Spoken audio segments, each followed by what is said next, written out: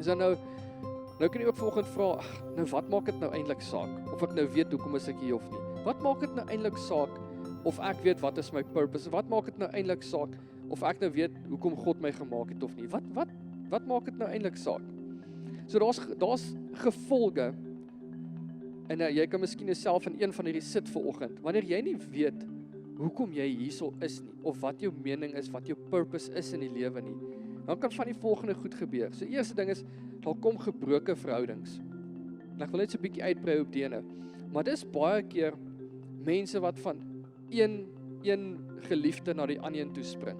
Weet hulle is in hierdie verhouding, dan is hulle in daai verhouding. Of hulle is vriende met die mense, dan weer met daai mense. Dan met daai mense, daar's geen konstant tussen met hulle verhoudings nie. Dit is so tussen hulle en hulle familie, dan is hulle goed, dan is hulle op 'n goeie pad met die familie, dan is hulle op 'n slegte een.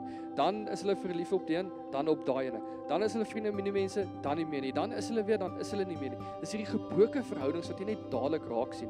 Want hulle weet nie is hulle mening nie, so hulle gaan soek hulle mening en hulle purpose in verhoudings. Hulle dink, okay, as ek hierdie persoon het of daai persoon het, dan het ek bietjie meer mening in my lewe. Dan verstaan ek, hulle moet eintlik nou bietjie vir my sê, hoekom is ek hierso?